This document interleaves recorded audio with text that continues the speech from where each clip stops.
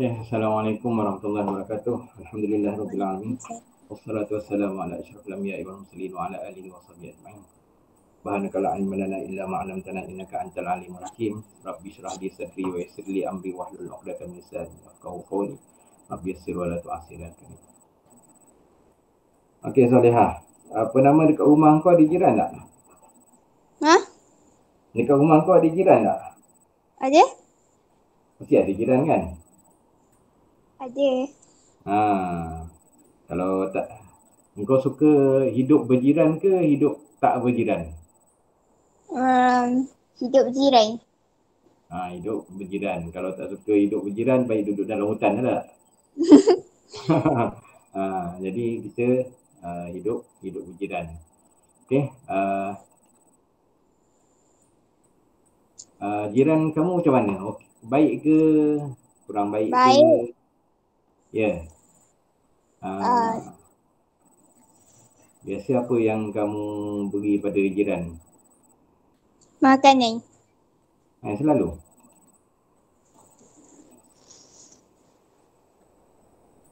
Selalu beri makanan ke jiran?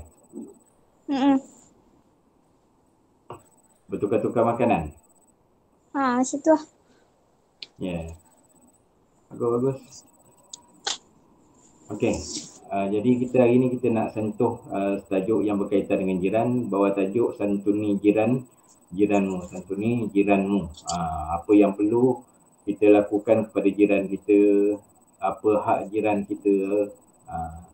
Jiran kita bukan Islam ke. Ada jiran yang bukan Islam dekat rumah kau?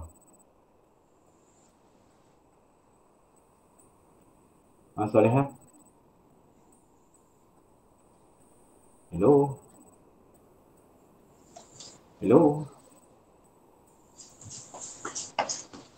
Okey, pengertian jiran iaitu orang-orang yang tinggal berhampiran dengan kita dalam lingkungan 40 buah rumah dari setiap penjuru. Mana kalau macam saya ni duduk dekat Bukit Gambang ni, mana ya orang yang duduk dekat kawasan Bukit Gambang ni kira jiran saya lah. 40 buah rumah, kira 40 buah rumah. Itu adalah jiran kita. Macam kamu duduk kat mana Solehah? Lepas berapa? Kamu duduk kat lepas berapa? Lepas 2. Jadi dalam dekat lepas 2 tu ada berapa banyak rumah?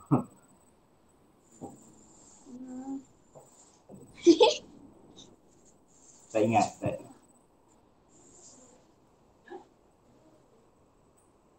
Jadi kalau dekat lepas 2 tu, kalau satu lepas 2 tu ada 40 rumah, jadi semua tu adalah jiran kamu. Adalah jiran kamu. Berapa? 300 lebih. 300 lebih. 300 lebih dah lebih sangat lah. Tapi kira lah yang dia ikut blok kan. Satu blok ada berapa rumah? Ada 24. Tak sepenuhnya ada 24 rumah. Jadi kalau ada 24 rumah tu adalah jiran kamu. Itu satu blok. Blok yang sebelahnya adalah jiran kamu juga. Tambah 24 lagi. Okey. Itu mana 40 buah rumah yang datang daripada setiap penjuru. Itu adalah jiran kita. Okey, adalah jiran kita. Okey, ada jiran kamu yang bukan beragama Islam ke? Tak ada. Jadi alhamdulillah semua beragama Islam. Okey. Sabda Rasulullah sallallahu alaihi wasallam, "Man kana yu'minu billahi wal yaumil akhir falyukrim jarahu." Okey. Maksudnya barang siapa yang beriman dengan Allah Subhanahu taala dan hari akhirat hendaklah memuliakan jirannya. Kita kena muliakan jiran. Jangan buat bodoh sombong dengan jiran. Okey, kena muliakan jiran. Okey. Hak muslim ke atas jiran, jenis jiran. Ada tiga jenis jiran, okey. Ada 3 jenis jiran, iaitu yang pertama jiran muslim yang mempunyai hubungan persaudaraan. Jiran muslim yang mempunyai hubungan persaudaraan, ataupun biasa kita gunakan perkataan kerabat. Kerabat kita, saudara kita. Mungkin jiran kita tu di kalangan sepupu mak kita, ataupun sepupu ayah kita, ataupun pangkat mak saudara kita, pangkat pak saudara kita. Jadi itu yang mana ada hubungan persaudaraan dengan kita.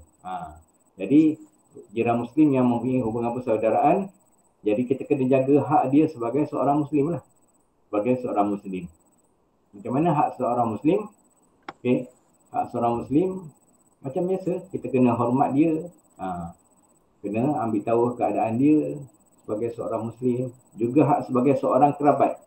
Sebagai seorang saudara mara kita, kerabat-kerabat kita.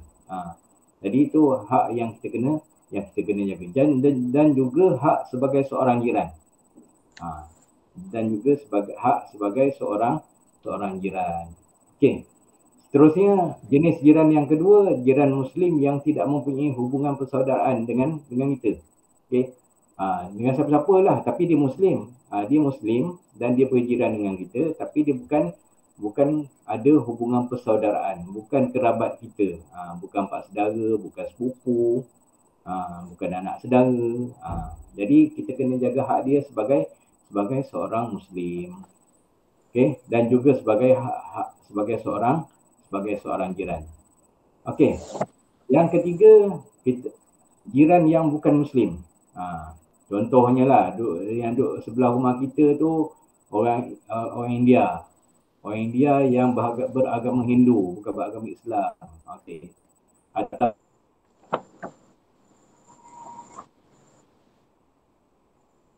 duduk sebelah rumah kita orang Cina budak buat bersia dengan seorang muslim. Jadi kena jaga hak dia sebagai seorang jiran, walaupun dia bukan muslim, kita kena jaga hak dia.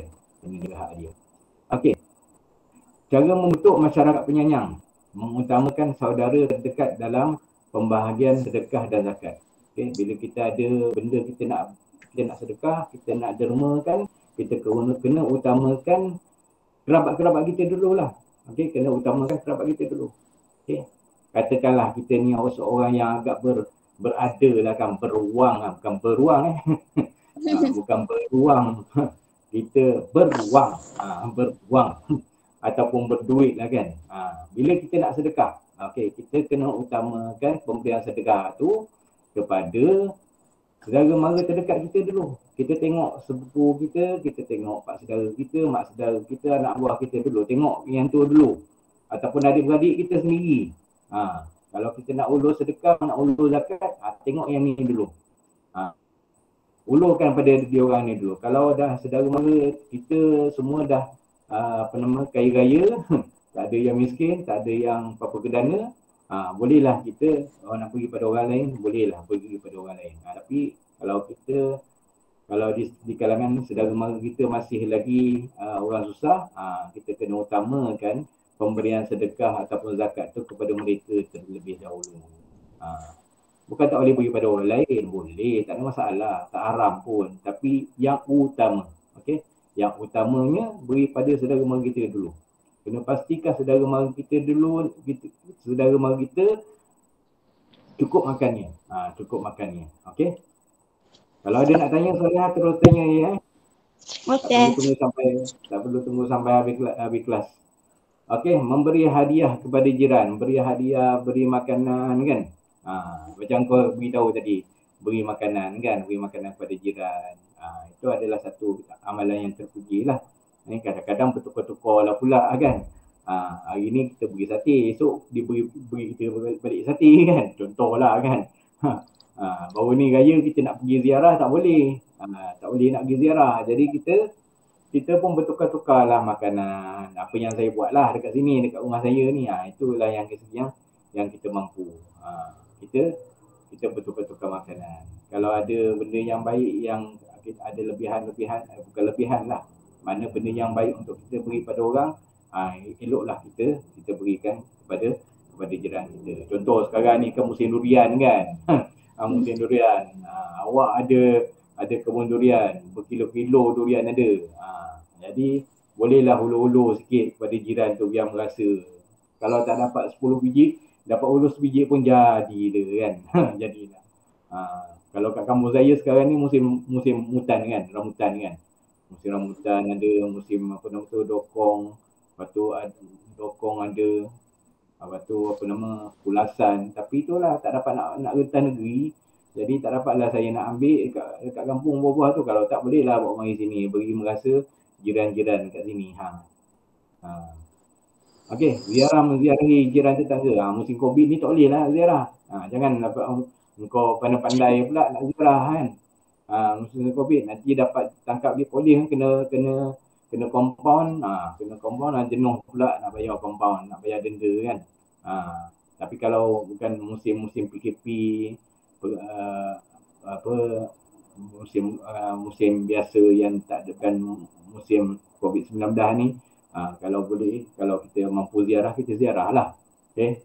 Raya tak semesti raya baru kita nak ziarah patutnya. Sepatutnya tak kira lah waktu raya ke, raya puasa ke, raya haji ke. Kalau kita nak ziarah, eloklah kita ziarah. Tak kira masa.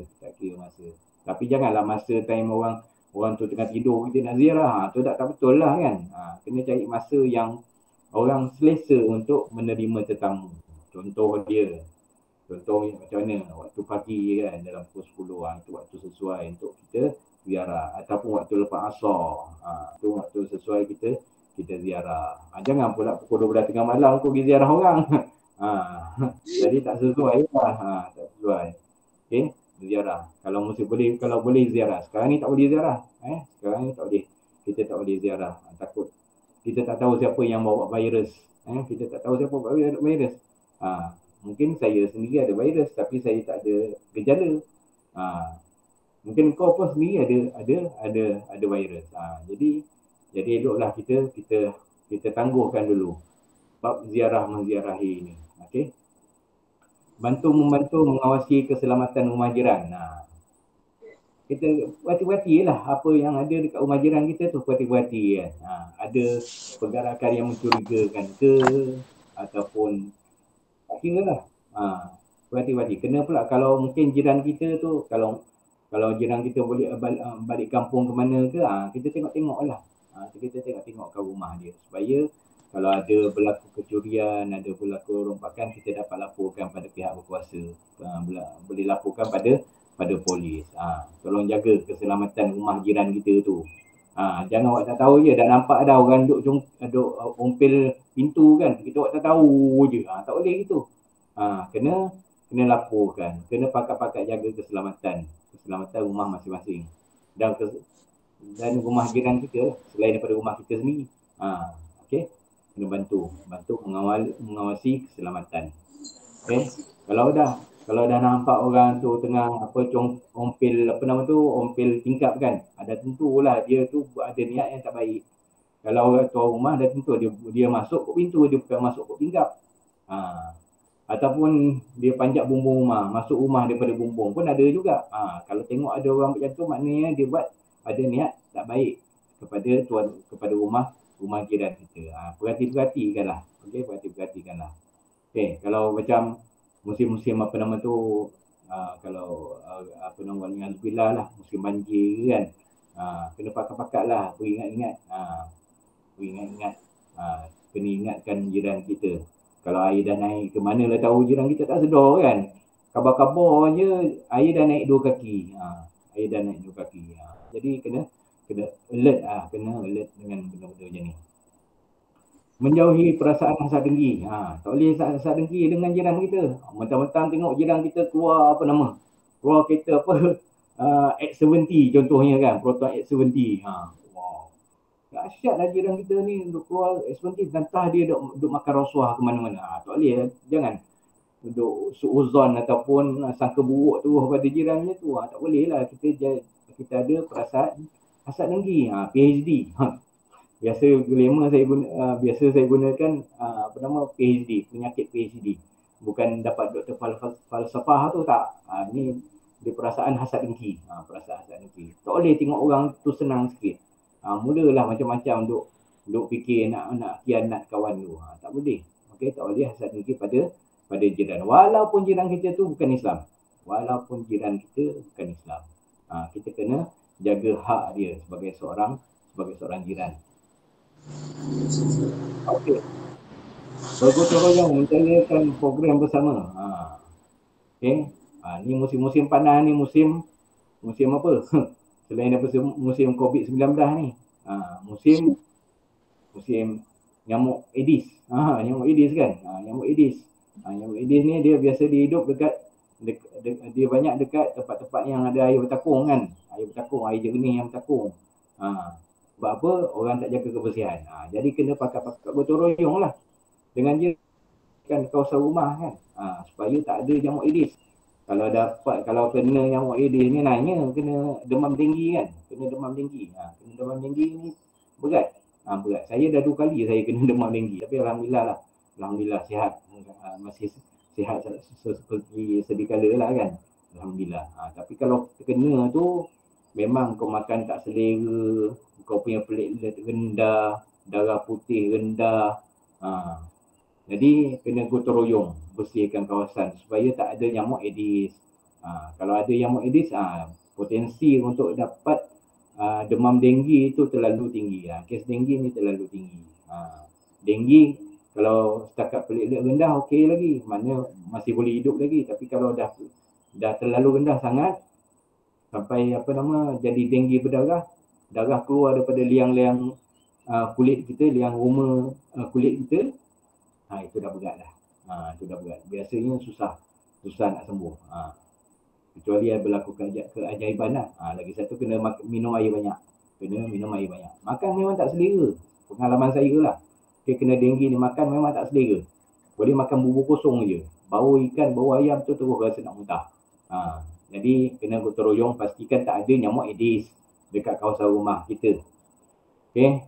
Tidak menyakiti hati jiran. Kena jaga hati jiran kita. Okey, jangan keluarkan kata-kata yang menghina, kata-kata yang mengejek, kata-kata yang mengaibkan.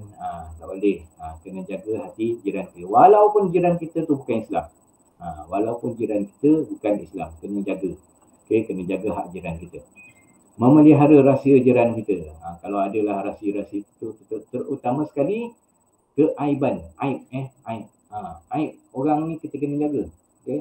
Bila kita jaga aib orang, insya-Allah Allah Ta'ala akan jaga aib kita. Benda-benda yang tak elok yang diceritakan pada kita tu kita kena simpan elok-elok.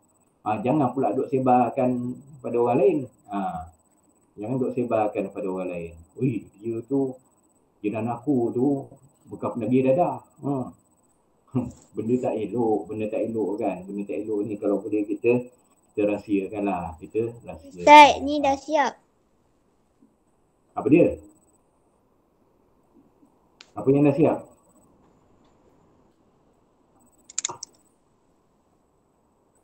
Nanti dulu. Dengar saya punya celoteh dulu kau ni. Okey. Jiran melihara rahsia jiran. Okey, adab ataupun hikmah memelihara adab berjiran ni, kita pertama sekali membentuk kehidupan yang harmoni. Jadi aman-aman ya, tak adalah berlaku permusuhan kan. Elok je terjalin kasih sayang antara jiran. Kita seolah-olah kita ni sebagai seorang saudara. Kalau tak saudara yang punya hubungan darah, kita adalah saudara dari segi hubungan kita sebagai seorang Muslim. Okey. Kalau katakan jiran kita bukan Muslim sekalipun, kita bersaudara dengan dia sebab kita sama-sama daripada Adam. Daripada Nabi Adam. Bapa kepada semua manusia ni adalah Nabi Adam. Dia daripada bangsa Cina ke, bangsa India ke, bangsa Mongol ke, bangsa Eropah ke, orang putih ke, Arab ke, semuanya berpapakan pada Nabi Adam. Okey, jalinkan kasih sayang antara jiran. Allah akan memberkati hidup kita. Okey, bersatu membina kemajuan. Okey, bersatu membina kemajuan dalam kampung kita, dalam kawasan kejiranan kita dan mendapat keselesaan hidup dan jaminan keselamatan. Kalau kita jaga masing-masing jaga keselamatan rumah, insya-Allah lah tak adalah berlaku kecurian kan. Kita perhati rumah jiran kita perhati rumah kita dan kita tak ada kat rumah. Jadi insya-Allah akan terjamin keselamatan. Okey, membasmi kemungkaran. Okey, kalau katakan ada benda-benda yang tak elok dilakukan oleh jiran kita, kena buatlah nasihat, berilah nasihat dengan sebaik-baiknya. Jangan beri nasihat yang menyebabkan hubungan antara kita dengan jiran kita menjadi renggang. Beri nasihat dengan hikmah, okey, dengan kebijaksanaan, okey, dengan kebijaksanaan. Okey. Terusnya, akibat tidak beradab dengan jiran. Okey, masyarakat akan hidup berkucar-kacir. Kucar lana habislah kan. Masing-masing buat hal sendiri je kan. Tapi itulah masalahnya kita ni. Bila kalau kita kat kawasan kampung macam ni, dekat Felda ke, dekat kampung ke, biasa jiran-jiran ni, hubungan antara jiran memang baik lah. Okay? Tapi kalau dekat kawasan bandar ataupun teman-teman perumahan, kadang-kadang hubungan antara jiran tu kurang sikit. Dia punya suasana tu kurang sikit. Situasi dia tu lain sikit. Yalah, maklum sajalah kan, orang dekat bandar ni sibuk bekerja kan, balik dah tengah malam, tak sempat nak bertegur sapa dengan jiran. Itu kelemahan duduk kat bandar-bandar besar lah. Okay. Jadi kalau kita dapat jaga benda-benda ni, insya-Allah mana keselamatan rumah kita, kejiranan kita akan terjamin. Okay, timbul prasangka terhadap orang lain. Kalau kita duk sangka buruk pada jiran kita, eloklah kan. Tak eloklah. Kena bersangka baik, husnuzan. Okay, tiada kemajuan yang dapat dicapai. Dah sibuk nak bergaduh je, bila nak bersatunya? Asyik nak bergaduh je kan. Jadi bila dah asyik bergaduh je, tak adalah kemajuan yang kita dapat. Okay, tak ada kemajuan yang kita dapat capai. Okay, sukar untuk mendapatkan pertolongan jika berlaku kesusahan. Kita hubungan tak berapa baik dengan jiran. Macam mana jiran nak nolong? Jadi kita kenalah berbaik-baik dengan jiran. Barulah kita boleh senang mendapat pertolongan. Kita buat baik dengan jiran, jiran buat baik dengan kita. Dia susah, kita tolong. Kita susah, insya-Allah dia tolong. Tapi kalau dah masing-masing buat sombong bodoh kan, bodoh sombong kan. Lantaklah kau, pandai-pandai lah kau nak hidup kan. Itu payahlah gitu. Tak dapat lah. Jadi bila kita sama-sama ada sifat rasa nak tolong-menolong, insya-Allah akan dipermudahkan. Kita susah, jiran tolong. Jiran susah, kita tolong. Okey. Terusnya, pengajaran amalkan kehidupan berjiran yang harmoni, saling bertegur sapa, beramah mesra, bagi salam. Okey, bagi salam. Duduk dalam keadaan harmoni. Tak apa je lah. Walaupun dah tahu dah dia memang dah baru lepas makan kan. Dah makan. Bukannya kita tak tahu dia dah makan kan. Kita tegur lagi kan. Tapi sebabkan kita nak bertegur siapa, nak beramah mesra. Kita tegur je lah. Dah tahu dah dia makan. Bukannya tak tahu. Tengok dia tengah siram buat. Man, kau siram pupuk Man. Takkan tak nampak lagi. Dah ada mata tak nampak ke aku tengah siram pupuk kan. Tapi itu tanda kita bertegur siapa. Kita nak beramah mesra. Bukannya kita tak tahu apa dia buat kan. Kita nak beramah mesra. Okey, memberikan sumbangan yang baik kepada jiran. Kalau ada kek, ulurlah kek sikit. Bagi merasa. Kalau ada macam baru ni korban kan. Ada rezeki lebih kita buat korban, kita ulur pada jiran. Macam itulah. Okey, bagi sumbangan kepada jiran. Okey. Terusnya prihatin kepada jiran. Kita prihatin. Tengok dia jiran kita ni sakit ke tak sakit ke. Tengok dah lama tak keluar kan. Manalah jiran kita ni tak keluar-keluar daripada rumah ni. Kena prihatin. Tanya-tanyalah khabar. Bila tengok dia tak keluar rumah tu, pergilah ziarah. Tanya khabar. Kenapa? Sakit ke? Tengok-tengok mungkin dia sakit. Dia sebab tu dia tak keluar rumah. Jadi kita ziarah. Dah tahu dia sakit, kita ulurlah apa-apa yang patutnya. Kalau perlu bawa hospital, call lah pihak hospital, minta bawa ke hospital. Okey. Dah habis dah pun ni, Soleha. Siapa lagi yang ada dalam grup ni kita ni?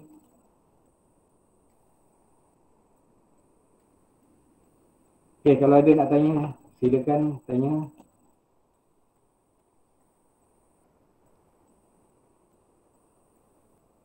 Dengan Soleha, kau seorang je yang Soleha? Ke ada orang lain yang masuk?